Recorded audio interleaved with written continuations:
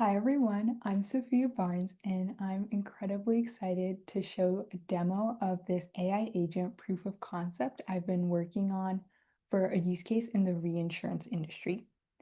In this demo, you'll see how I incorporated multiple agents with human in the loop for each agent. Brief overview of how this video is going to work. I'm first going to explain the use case and a bit about the reinsurance industry. Then I'll do the demo, the exciting part. And lastly, I'll finish up with explanation of how I implemented the agents and some design tips. And that'll be the video. So before we actually dive into reinsurance and the use case, I want to say a little bit about what it means to trust an AI agent. We all know that if you give an AI agent full tool access and you unleash it into the world, sometimes there can be unexpected consequences. If it's a travel agent, it could book the user 20 flights to Tahiti. And we want to avoid this situation. So that means we want the user to know what the agent is doing and have the ability to intervene at any point with prompting if the agent goes wild. Now to reinsurance. Reinsurance is insurance for insurance companies. So you can think back to the horrendous wildfires that happened in LA last year. Many people lost their homes, and home insurance companies had lots of money to pay in claim payouts for those burned down homes. In these events, in order to not go bankrupt, home insurance companies will try to hedge against this happening. So they will purchase catastrophe insurance in the event that a major catastrophe like a wildfire occurs. And so that's why we have reinsurance. In reinsurance lingo, one very important term you guys should all know is a cedent. A cedent is the LA home insurance company that will purchase catastrophe reinsurance. Now, as a reinsurance provider, your main task is to take the data you get from the cedent, the historical losses, their portfolio, and ingest it all in order to create a contract and price the appropriate premiums that the cedent should pay for the reinsurance. And a subtask that the underwriters at my partner reinsurance company do that this AI agent is going to help automate is that they will take the submission pack from the cedent. This is typically an Excel file. They will extract the catastrophe loss data from it. These are historical events that happened in the past. So for example, in 2017, Hurricane Sophia rumbled through and caused $450 million in loss payouts that this cedent paid. Or Tropical Storm Gamma in 2018 cost $300 million in loss payouts. Then the underwriter will go and manually link every single catastrophe event to see if there's a matching ID in the historical event database. This is an internal database, so you can execute joins against it. And lastly, they will take that and populate the cedent loss database. So it'll say now 2017 Hurricane Sophia caused $450 million in damage, and it had this ID in the historical event database. Idea behind this process is to take all this data that's hiding in these submission packs. These submission packs all have different formats. They come from different cedents. And to standardize it and put it in this internal database that can then be used for the further processes of figuring out how to write the contract. Okay, so this is the entire process that my AI agent is going to help automate. It's currently done fully manually, which is unfortunate. But let's get into the demo. So this is the UI, and I'm going to start with asking it to process submission pack 1656789. This is a fake submission pack. And so We're going to start at the supervisor agent. The supervisor agent is going to decide that it needs to parse the submission pack. So we are going to confirm the start of the submission pack parser agent. The submission pack parser agent needs to figure out what Excel file 156789 actually refers to. So it's going to find the Excel file on my computer right here. It found it, and now it's going to extract the as of year. This is when the submission pack was last updated, which is needed for the final cedent loss database that we want to populate. So it's going to run this extract as of year tool. Found it, it was in 2023. This was the extracted text that it used. And now it has the Excel workbook, it has the as of year. It wants to figure out where is that catastrophe loss data hiding in this sheet. So we are going to identify which sheets of our Excel workbook actually have the catastrophe information. We're gonna start a sheet identification agent for this purpose. If the underwriter already knew, oh, the catastrophe data is in this sheet, you could have canceled this agent and just written, hey, use this specific sheet, and then it would move on. But we'll actually execute the agent. So these Excel workbooks have many, many, many sheets. And so the first part is going to be to get all the sheet names from the Excel workbook. You'll see this one has 52 sheets, which is a lot. And these sheet names don't really tell the agent much about which one actually contains the catastrophe loss data. So we are going to execute this read sheet tool on the table of contents sheet to see if perhaps the table of contents can give us any clues.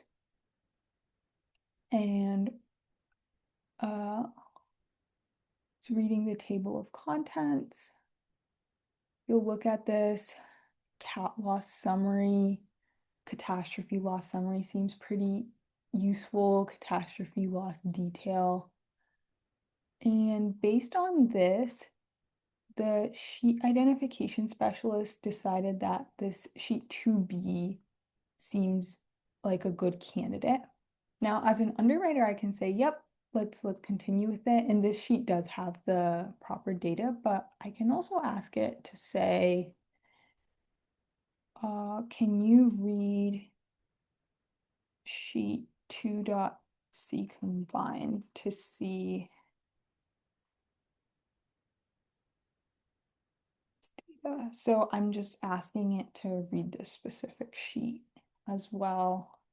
And so it's gonna execute the read sheet tool. I added a full mode in a preview mode.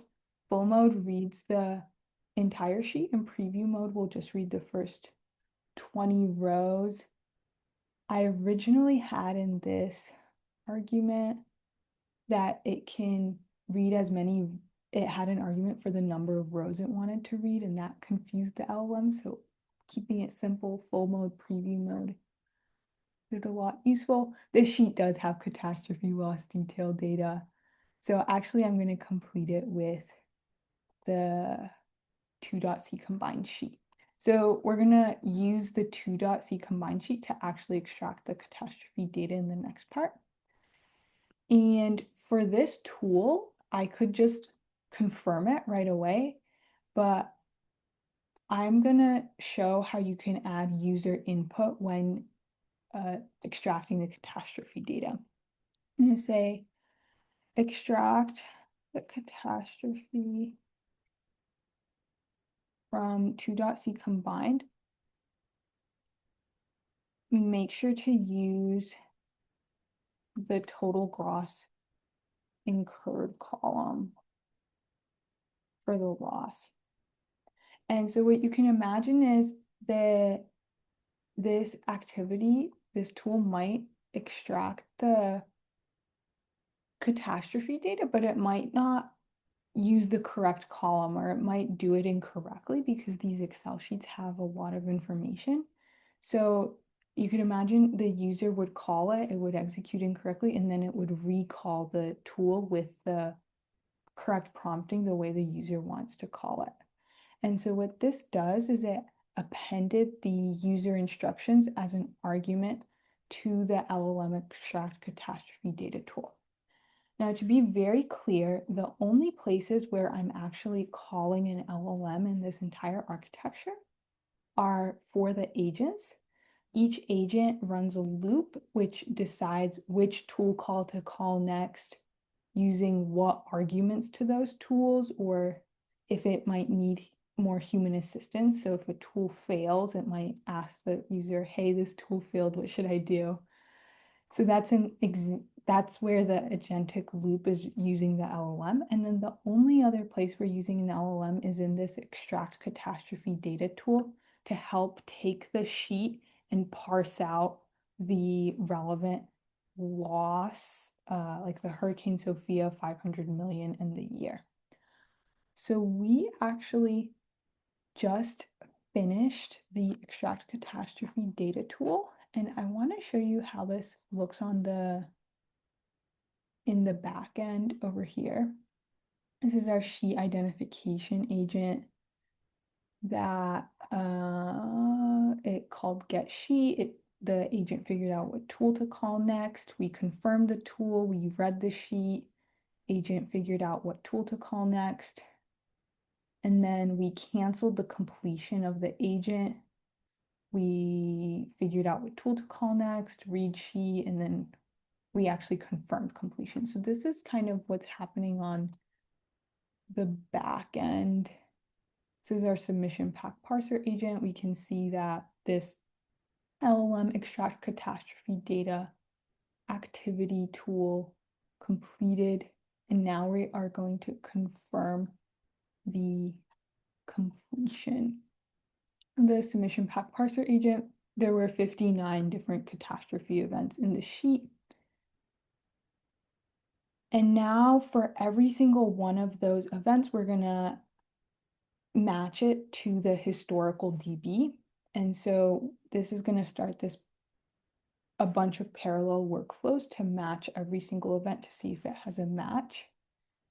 And this is also pretty cool to see on the back end. So yeah, so these are all the historical events. It ran them nearly in parallel to match the events. And here we are. An underwriter should actually go through and make sure that it did it correctly. But for the purposes of this demo, we'll move on to populating the cedent data. So that means taking the output from the historical matcher and the output from the submission pack parser agent to actually create the records for the cedent data table. And so here's an example of what these records should look like. Looks pretty good. And now we'll actually compare it to the existing cedent data. There's usually existing cedent data, and a new submission pack for, say, the next year or the next few years will arrive. And so we want to update the existing data, see if there's any new additions or any changes to the old events. So we see that there were 31 new additions identified and 28 unchanged records from the old years. And this kind of tells us we can actually go and see what the new records were in the unchanged records. Great, so we are going to confirm it, and that's the demo. So at any point in this process, you could rerun one of the tools, rerun one of the agents. You have full control over what is going on. Now, back to the slides. So how was this actually implemented? Every agent is an instance of an agent goal workflow. And so the agent will run the LLM in a loop, as I mentioned, the agentic loop, to figure out what tool to call next, what tool arguments to use, or whether it wants to finish the agent. And when that's the case, it'll block the completion signal or the tool execution until it receives a signal from the user. So here I show how you can confirm the tool and it leads a signal. Once it receives that signal, you'll either execute the tool as an activity if that tool is just code, or if it's starting a new agent. So the supervisor agent starts the submission path parser agent, it's going to execute the tool as an agent, and this will start up the new agent. So the supervisor agent will now start a new submission pack parser agent goal workflow. Now, the user was talking to the supervisor agent, but now that the submission pack parser agent is running, the user needs to talk to the submission pack parser agent, the new agent that started. And so in order to kind of swap out which agent the user is talking to, we have this bridge workflow that stores what the current active agent is.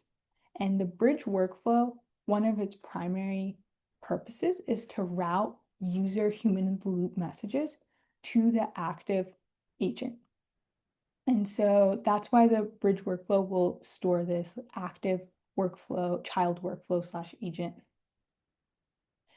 Well, the supervisor agent will actually wait for the other agent to complete. And once that agent sends its completion signal, the bridge workflow will swap back in the supervisor agent in place of the submission pack parser agent.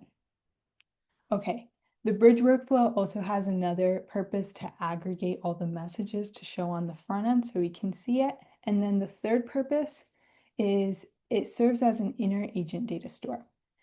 So the submission pack parser agent, the LLM extract catastrophe data values, has a lot of output. It outputs 59 events. And so that activity will actually query this inner agent data store to save that information. And then the later tools will query the inner agent data store to retrieve the information when it's needed. So for instance, the populate seedent data tool will query the inner agent data store to retrieve the information, the prior information.